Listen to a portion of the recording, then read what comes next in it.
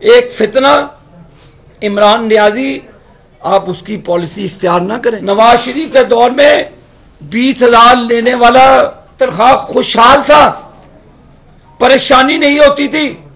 आज 32,000 लेकर भी घर का गुजारा नहीं होता।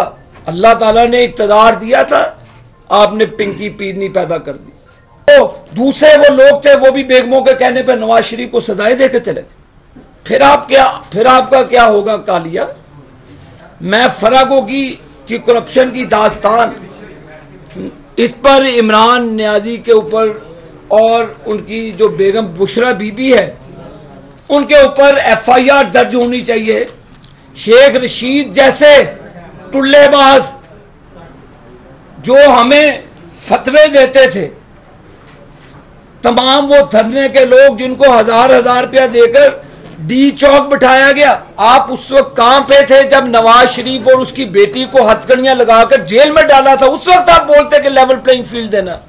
उस वक्त तो ये तमाम जरदारी साहब और बिलावल साहब मजे से इलेक्शन लड़ रहे थे क्योंकि उनको सिंध हुकूमत मिलती नजर आ रही थी। बिलावल साहब, आपके पास कोई अवाम को देने के लिए नारा नहीं है। 16 साल आप सिंध में आपकी हुकूमत रही है और आज बजाय आप अपनी बताते कारकर्दगी, आपकी कारकर्दगी नवाज शरीफ है। भाई, आप तो बिलावल साहब शहबाज शरीफ साहब को अंकल कहते नहीं थकते थे, लिहाजा मेहरबानी करके होश के नाखून लें। आपको सबक सीखना चाहिए।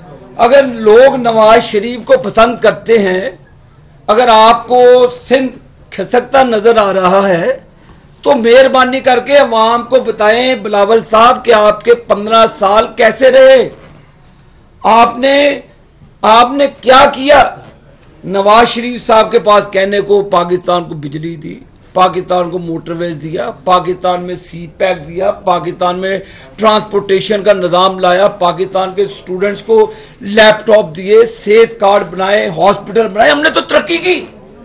उसी बुनियाद पर पाकिस्तान मुस्लिम नून इलेक्शन कारकर्दगी पर करती है। आप अपनी सिंध की 15 साल की कारकर्दगी बराए करम बताएं, लोगों को कारकर्दगी बताएं। नून लीग के ऊपर हमले करना बंद कर दें। हमले अच्छी बात नहीं है। आप इंतशार वाली सियासत ना करें, आप कारकर्दगी की बुनियाद पर सियासत करें। पाकिस्तान ने बहुत इंतशार भुगत लिया। एक फितना इमरान नियाजी, आप उसकी पॉलिसी इख्तियार ना करें। इमरान नियाजी अपने अंजाम को पहुंच गया।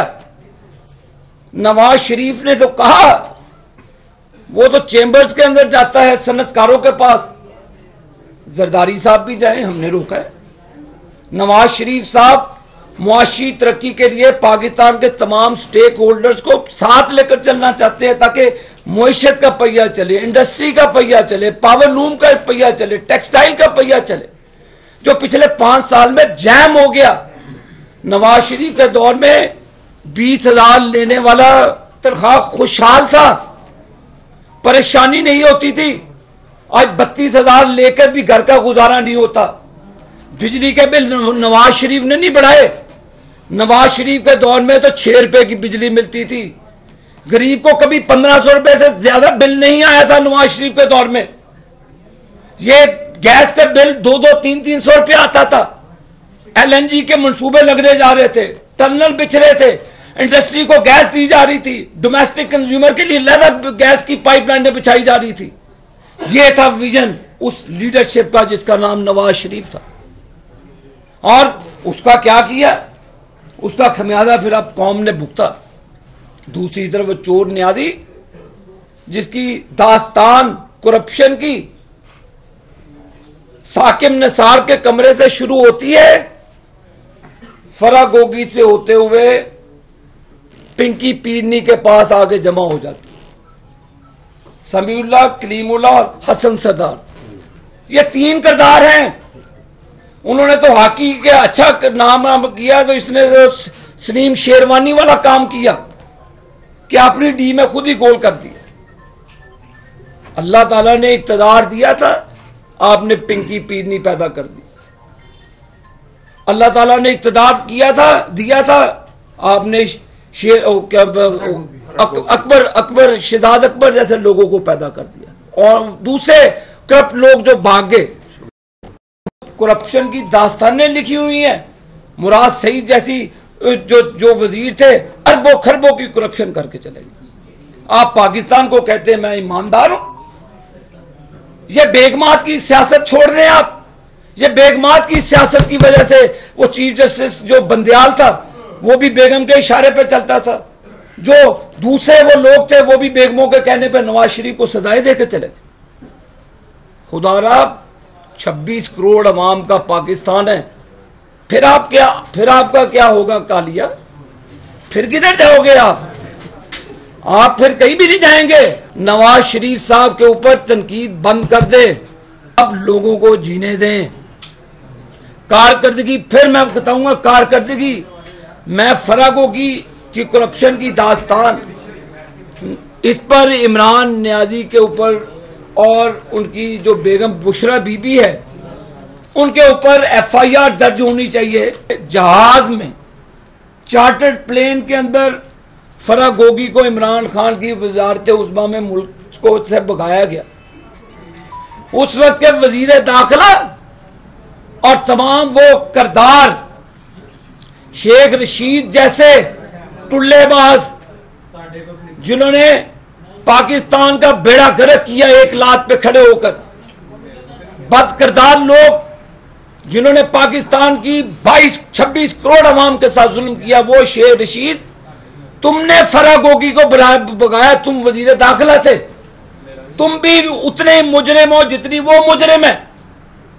मैं समझता हूं अल्लाह ने अगर मौका दिया है, शेख रशीद तुम समेत तमाम वो किरदार, फरागोगी समेत जिन्होंने पासपोर्ट लेकर दिया, ये कौम को बताएं इस सादिक और अमीन का घिनौना चेहरा, उन नौजवानों ने जिनको नया पाकिस्तान के ख्वाब दिखाकर पाकिस्तान में इंतशार फैलाया गया। आज KP के अंदर लोग बंदूकें उठा रहे हैं। भाई पाकिस्तानी है, सब पाकिस्तानी। लीडर का काम इंतशार नहीं होता, लीडर का काम है लोगों को यूनाइटेड करना, मुत्तहिद करना पाकिस्तान के परचम के नीचे। मैं वाली सियासत नहीं होनी चाहिए कि मैं वो नो। नवाज शरीफ साहब ने तो परसों कहा, पब्लिकली कहा, ये उनका ज़र्फ है बहुत बड़ा। उन्होंने कहा जी कि अल्लाह अगर हम अच्छे हैं तो हमें तौफीक दे पाकिस्तान की खिदमत करने के लिए, अगर हमसे कोई और अच्छा है उसको अल्लाह पाकिस्तान की खिदमत करने की तौफीक दे। ये है उस लीडर का ज़र्फ जो पाकिस्तान को आगे लेकर जाना चाह रहा है। और कल देख लें खावर मानिका वर्सेस इमरान खान, उसने तो वो दावतनामा क्या कहते तलाकनामा, मैं दावतनामा ही कहूंगा ना जी, और दावतनामा दिखाया जी कि ये तलाक मैंने फरवरी के अंदर दी, शादी 1.5 महीना पहले होगी इद्दत के अंदर। जो हमें फतवे देते थे तमाम वो धरने के लोग जिनको 1000-1000 रुपया देकर डी चौक बिठाया गया, हमें गैर मुस्लिम डिक्लेयर करने की नाउज़ुबिल्लाह साजिश की गई, हमारे लोगों के ऊपर स्याहियां फेंकी गई, जूते बरसाए गए। ये मरदूद जिसने ये घिनौना जुर्म किया पाकिस्तान का बदकिस्मती के साथ वजीर आजम रहा चुका, सिलेक्टेड वजीर आजम,